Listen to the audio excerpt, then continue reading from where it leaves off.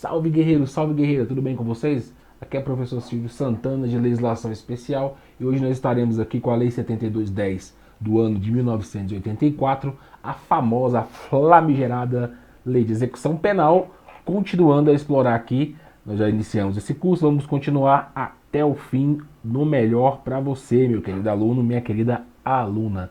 A Lei de Execução Penal é matéria importante e está presente nos diversos editais, beleza? Então olha só, aqui no slide, veja, tá aí, professor Silvio Underline Santana, é o meu contatinho, quer trocar aquela ideia marota, tá aí, beleza? O tema da aula de hoje vai ser dos deveres, dos direitos e da disciplina. É a parte importante, a parte da paulada, negão. É a parte que vai disciplinar aí os apenados, tá? Que disciplina aí os apenados. Show de bola? Então olha só, avançando aí.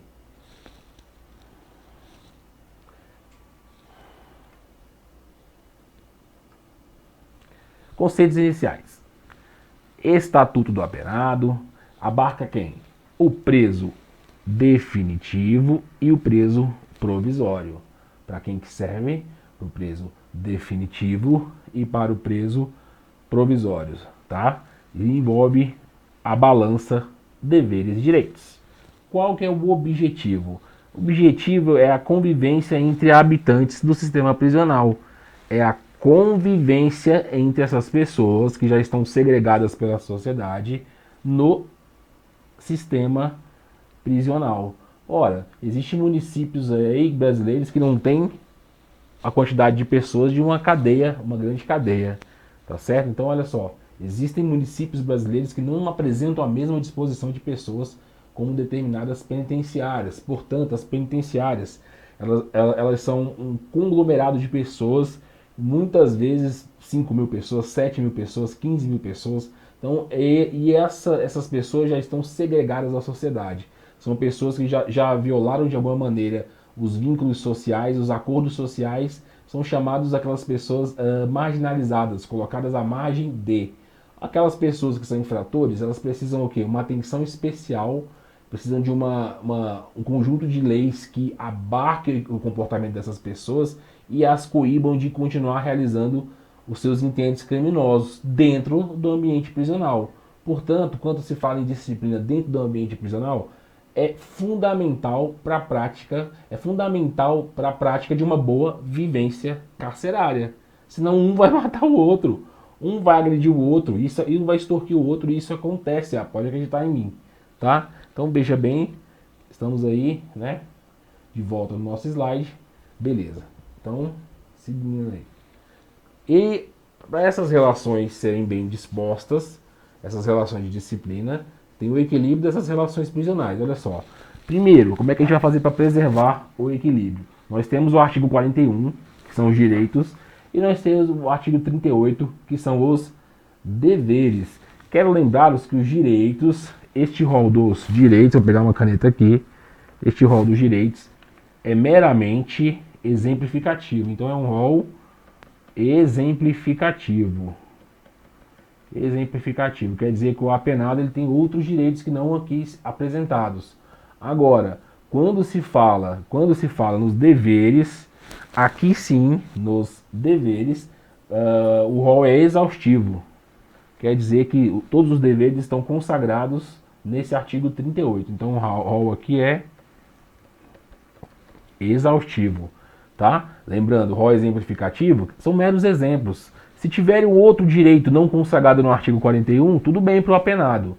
Agora, quando se fala em deveres, não. Aqui todos os deveres têm que estar coadunados no artigo 38, tá? Lembrando que essa relação aqui entre direitos e deveres é uma relação mútua realmente entre o próprio Estado, né, e o acusado, e o condenado.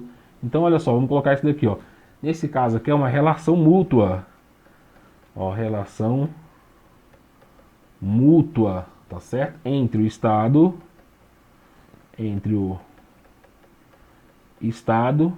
e o, vou colocar acusado ou condenado. Então essa relação mútua entre Estado e o acusado condenado é dado entre direitos e deveres, tá? Então isso daqui, na verdade, essa relação mútua aqui é justamente para quê? Para limitar justamente essa execução, o jus execução, executiones, né? Vamos colocar aí, ó, é um limitador do jus executiones, beleza? Tranquilo? Show de bola, tá? Então, avançando aí, nós temos o seguinte: o que é importante você determinar? O que é o disciplinado versus o regenerado? Disciplinado versus o regenerado, tá? Olha só, o que é o disciplinado?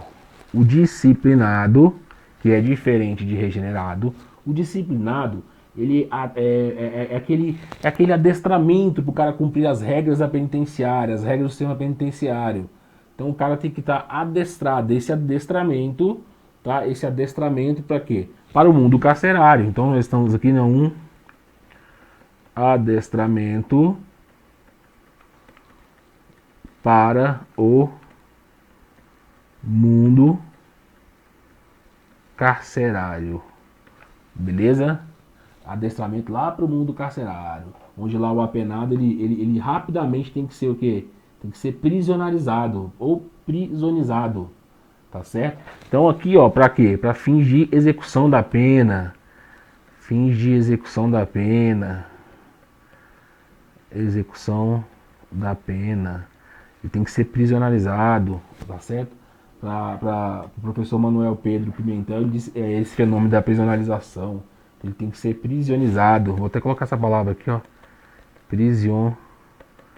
prisionizado. Na visão, vou pegar uma outra cor aqui, na visão, ó, esse fenômeno aqui acontece na visão do professor Manuel, beleza? Pedro Pimentel, Manuel Pedro Pimentel. Só você entender o seguinte: o cara chega no sistema penitenciário para comer, para descer para o pátio, para o banho de sol, para falar, para solicitar atendimento médico, tudo ele tem que ter um rito, uma maneira, ele tem que ser autorizado para isso. Ou seja, é um grande limitador da vida livre que o disciplinado, que o apenado tinha antes. Então ele gozava de uma vida aí em liberdade plena, aí de repente ele tem, até para comer, tem que pedir autorização. E esse fenômeno de, digamos, subveniência do apenado às regras do Estado, o professor Manuel Pedro Pimentel, ele disse que é a prisionalização, ou o apenado tem que ser prisionizado, tá certo? Só para a gente entender aí esse fenômeno. Agora, a regeneração, essa sim, parte do princípio da ressocialização. Essa aqui, ó, qual que é o foco? O foco realmente é a ressocialização. Tornar social novamente. Ressocialização é tornar social novamente. Beleza? Essa ressocialização ocorre, ó, para a vida do indivíduo. Então a regeneração ela não pode ser confundida aí justamente com a disciplina, né? Com o cara quando ele é disciplinado. Beleza? Show de bola, avançando aí. Quais são os princípios dos direitos dos apenados? Quais são esses princípios aí? Temos a inviolabilidade, ou seja, a inviolabilidade, esse princípio aqui, ó, inviolabilidade, quer dizer que o direito do apenado não pode ser violado, tá? Não pode ser violado. Atendimento médico, atendimento material, atendimento de uma, digamos, de uma defensoria técnica, né, jurídico, né, não pode ser violado. Outro princípio é a imprescritibilidade, quer dizer que o decurso do tempo não faz o direito acabar. Então, olha só, nem o passar do tempo vai fazer esse direito acabar. Então, ó, o decurso do tempo não exaure o direito. Passe o tempo que passar, tá? O cara vai ter direito, o vagabundo vai ter direito. E a irrenunciabilidade. Irrenunciabilidade é o cara abrir mão. Então nem o próprio vagabundo pode abrir mão. Ó, vou até colocar isso daqui, ó. O apenado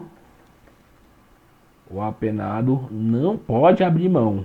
Não pode abrir mão. Então só a definição aí. Quais são os direitos inviolabilidade, imprescritibilidade e irrenunciabilidade.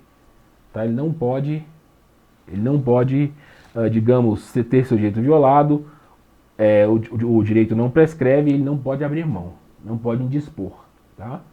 Beleza. Quais são os direitos em espécie? O artigo 40 traz esse rol de direitos. Tá? O artigo 40, olha só, o artigo 40 aí da Lei de Execução Penal fala que impõe a todas as autoridades o respeito à integridade física e moral dos condenados e dos presos provisórios. A Constituição também consagra o seguinte, consagra que é assegurado aos presos o respeito à integridade física e moral, tá? Isso também é direito aí inalienável. E o artigo 5º aí dessa declaração importantíssima, que é o chamado Pacto São José da Costa Rica, aqui o artigo 5º do Pacto São José da Costa Rica, diz que o direito à integridade pessoal do preso fala o seguinte: toda pessoa tem o direito de se respeite sua integridade física, psíquica e moral. Toda pessoa, inclusive os apenados. Então veja bem, meus amigos, além da Lei de Execução Penal, tá? Além da Lei de Execução Penal, nós temos a Constituição Federal e o Pacto São José da Costa Rica, Constituição, mais o Pacto São José da Costa Rica, que o Brasil é signatário. Tudo isso coadunando aí os direitos dos apenados, beleza? Olha só, primeiro, inciso primeiro aí do artigo 41, inciso primeiro, que são um rol de direitos, né? Vamos lá. Primeiro, alimentação suficiente, tá? Suficiente, fala quanto, Silvio? Não fala quanto. E vestuário, tá? Beleza? Alimentação suficiente e vestuário. Quero lembrar, vou até colocar essa observação aqui, ó. A Lei de Execução Penal, ela não fala a quantidade, mas fala que tem que ser suficiente. Não fala quantidade. Quanto tem que ser? A LEP não fala quantidade. Porém, olha só, a Resolução 3 de 2017 fala o seguinte, olha só. Resolução 3 de 2017 do Ministério da Justiça fala o seguinte, ó, considerando o guia de alimentar para a população brasileira, as refeições deverão ser feitas, olha só, refeições deverão ser feitas em horários regulares, ou seja, horário correto para o vagabundo comer, principalmente em companhia, ou seja, sentarem em um refeitório, um local juntos para desfrutarem uma refeição. As pessoas privadas de liberdade deverão ser ofertadas, olha que beleza, ó, minimamente 5 refeições diárias. Lembrando que a LEP ela é omissa, mas ó, essa resolução número 3 de 2017 do Ministério da Justiça fala que tem que ser no mínimo 5 refeições diárias. Ainda vai discriminar o desjejum, o almoço, o lanche, o jantar e a ceia. Que beleza! Sucrilhos Kellan com 10 vitaminas e minerais, né? E os cardápios devem ser calculados com base em recomendações e alterações posteriores da Organização Mundial de Saúde, que apresentam aí dá os valores de referência, daí não nos interessa no momento. Mas veja, o que você vai levar disso? A Lei de Execução Penal ela não fala a quantidade de refeições, porém tem resolução que disciplina isso. Isso para uma redação pode ser explorado. Show de bola. Então, alimentação foi. 2. Aqui, ó. Sobre isso aí também, olha só. Sobre esse auxílio, essa resolução número 4, resolução conjunta número 4 aí, fala da pessoa travesti. Tá? Essa pessoa travesti, vou pegar aqui uma pessoa travesti ou transexual em privação de liberdade, serão facultados o uso de roupas femininas. Ou seja, se a pessoa travesti quiser usar roupa feminina, pode. Ou masculina também, se ela quiser, conforme o gênero, né? Aí a manutenção dos cabelos compridos. Então não se corta o cabelo lá da pessoa travesti.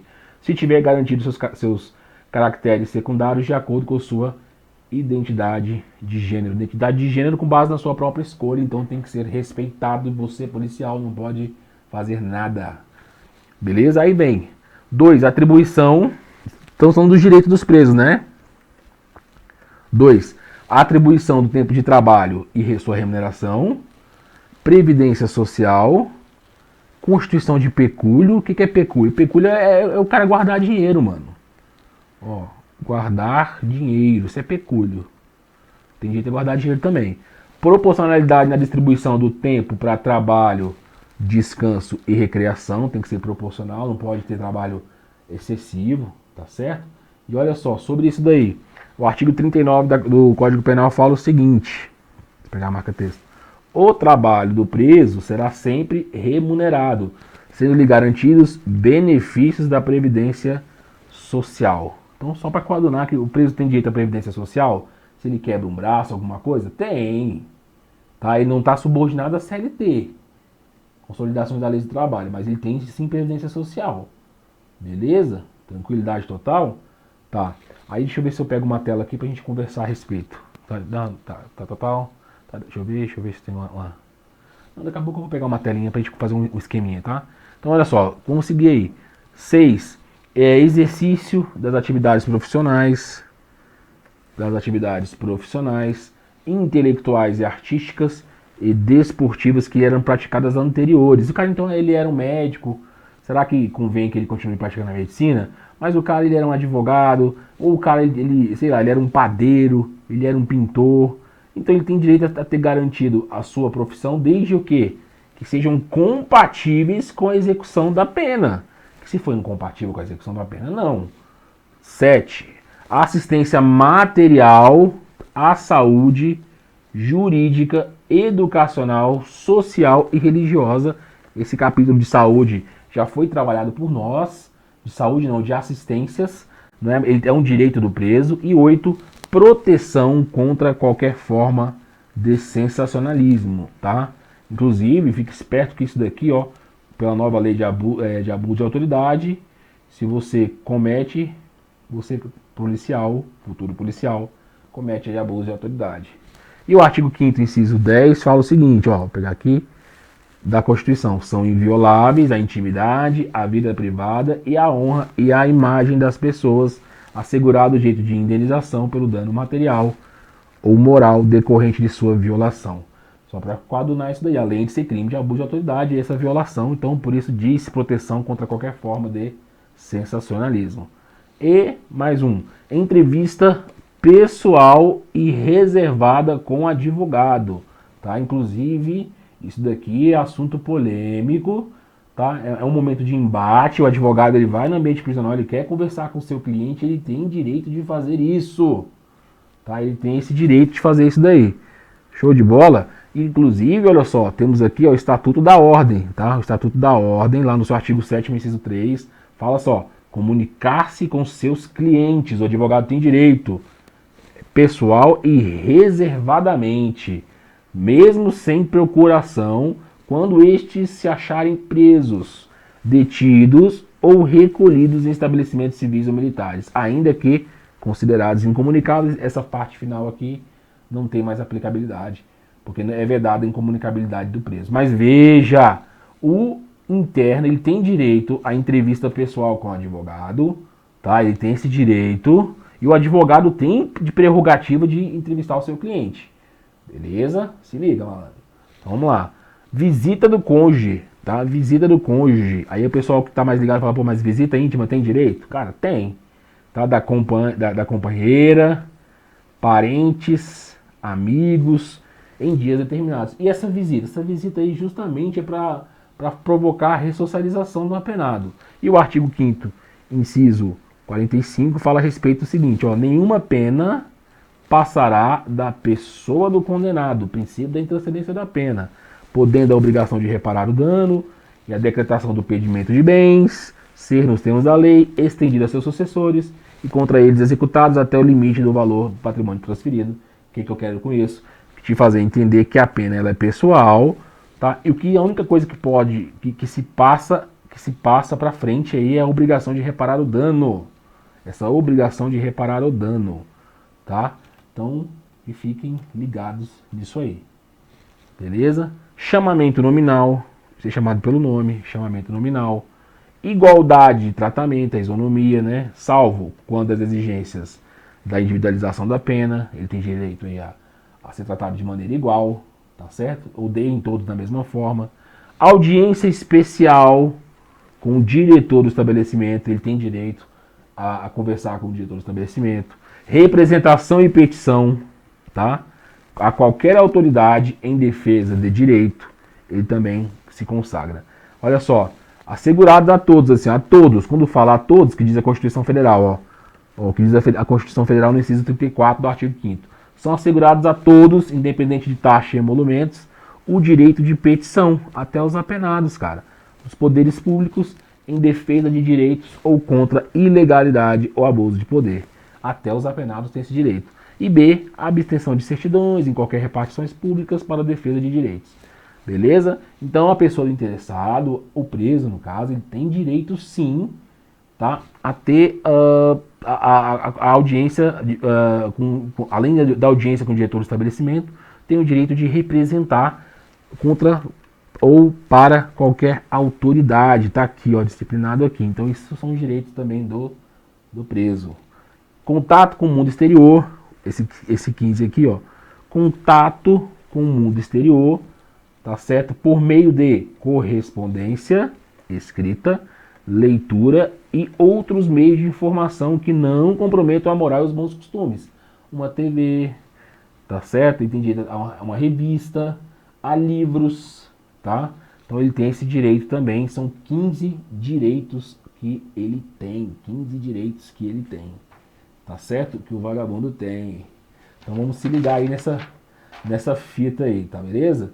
Tá, olha só, deixa eu passar aqui pra gente, tá? O que é importante? Olha só, fiscalização do conteúdo de correspondência, né? Fiscalização do conteúdo de correspondência lá no artigo 52, inciso 6, fala a respeito dessa fiscalização do conteúdo de correspondência. Olha só, primeiro nós temos essa jurisprudência do STF, o HC 70814, fala o seguinte, fala que a administração penitenciária, com fundamento em razões de segurança pública, da disciplina prisional ou preservação da ordem jurídica, pode sempre, excepcionalmente, ou seja, como medida excepcional, desde que respeitada a norma inscrita no artigo 41, parágrafo único, proceder à interceptação da correspondência remetida pelos sentenciados.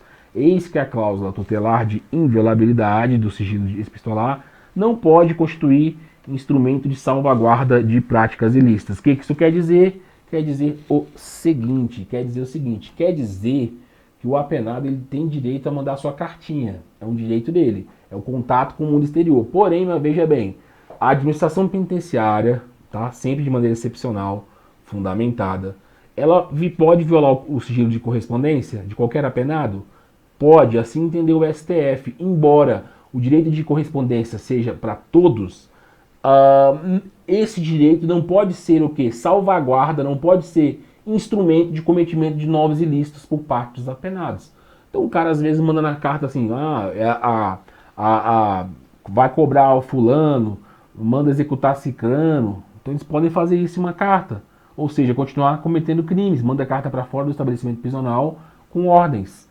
Ou seja, pode mandar às vezes planos de fuga, ou seja, então não faz nenhum sentido que a administração penitenciária não intercepte esses documentos, e sim, a jurisprudência do STF entende que é possível. Beleza? Então vamos continuar aqui a nossa observação desses direitos dos apenados. Tá? Então olha só, 16. Atestado de pena a cumprir. Então ele tem direito de ter esse atestado de pena a cumprir. Beleza? Emitido anualmente sob pena de responsabilidade da autoridade judiciária competente. Então é o seguinte, passa por exemplo, quer ver? Eu vou dar um exemplo disso aqui. O cara foi condenado, só um exemplo aqui para você entender o que é esse atestado de pena a cumprir. O cara foi condenado a 23 anos, né? Aí ele está lá, então tá aqui, começou do 0, 1, 2 anos, 3 anos, até 23 anos. Beleza. Cada ano que passa, chegou aqui, ó, pau, dezembro, ele tem, aí o juiz vai mandar para ele, parabéns, você tem mais 22 anos de pena. Entendeu como é que funciona? Chegou aqui, aí o juiz vai falar assim, parabéns, você tem agora mais 21 anos de pena a cumprir. Chegou aqui, parabéns, você tem mais 20 anos de pena a cumprir. Isso é o atestado de pena a cumprir. É direito do preso também. Beleza? Tranquilo? Olha só, o que é importante aqui desse caso? Importante 1, né? Tá, esses direitos, eles são absolutos? Resposta, não. Via de regra, nenhum direito é. O artigo 41, parágrafo único, fala o seguinte, importante, cara, isso pra prova. Ó, os direitos previstos no inciso 5, no inciso 10 e no inciso 15 poderão ser suspensos ou restringidos mediante ato motivado do diretor do estabelecimento. Olha só, pergunta que pode vir na sua prova. Os direitos que aqui estamos vendo, os 16 direitos aqui que você viu, trabalhamos um por um, eles podem, de alguma maneira, ser violados? Resposta, via de regra não, mas tem 3 exceções, do inciso 5, do inciso 10 e do inciso 15. Esses 3 podem ser violados, ou seja, pode ser não violados, suspensos. Beleza? E quem suspende? O diretor da cadeia, o diretor do estabelecimento. Veja, olha só, quais são eles? Ó, primeiro, do inciso 5, que fala da proporcionalidade na distribuição do tempo de trabalho, descanso e recreação. Pode tirar a recreação do menino, tá? Visita do cônjuge. Então a visita pode ser restringida? Pode. Pode. E vou te falar. Você quer incendiar uma cadeia, você quer deixar o cara magoado, o vagabundo magoado, é suspender essa visita dele. E 15, contato com o mundo exterior por meio de correspondência. Então você pode também travar a cartinha? Pode. Leitura, livros? Pode. Tirar a televisãozinha dele? Pode. Tá entendendo? Desde que o ato seja motivado e tenha a autorização do diretor do estabelecimento. Então, lembrando que todos esses direitos que nós vimos, eles não podem ser violados, com exceção do inciso 5, 10 e 15. Show de bola, show. Importante 2. Lá no artigo 43 da Lei de Execução Penal, traz o seguinte, ó. É garantido a liberdade de contratar médico de confiança do pessoal do internado ou do submetido a tratamento ambulatorial por seus familiares ou dependentes, a fim de que orientar e acompanhar o tratamento. Te dou um exemplo disso aqui.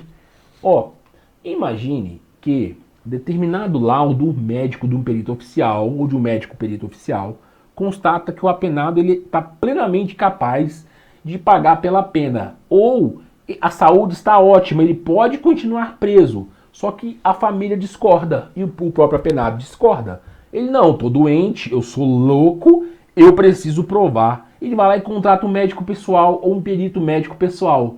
Ele vai, o período médico pessoal, o perito médico do apenado, vai lá e faz um laudo, dizendo, não, esse cara tá super doente, ele tem que cumprir a pena em casa. Ele faz isso, ou seja, há uma divergência de laudo, você consegue entender? O oficial fala, o período médico oficial fala que ele, no meu exemplo, que ele é plenamente capaz de cumprir a pena integral, só que o laudo pessoal que ele tem direito a buscar fala que ele tá doentaço, fala que ele tá mal, fala que ele está incapacitado, acometido de uma doença grave, e por isso enseja-se o quê? Por exemplo, prisão domiciliar. Aí na prisão domiciliar ele vai cumprir em casa, entendeu a malandragem? Aí, ou seja, vai ter 2 laudos. Quando isso acontece, vem aqui comigo na lousa que eu te mostro. Se houver divergências entre o médico oficial e o particular, nesse exemplo que eu te dei ficou claro, serão resolvidos pelo juiz de quem? Da execução. Ele vai olhar, eita porra, deixa eu olhar essa parada aqui. Aí ele vai estar lá, ó. Isso aqui eu vou colocar, ó. Laudo A, que é o oficial. Aí o laudo B, que é o médico, que é o particular, né? Que é o médico particular.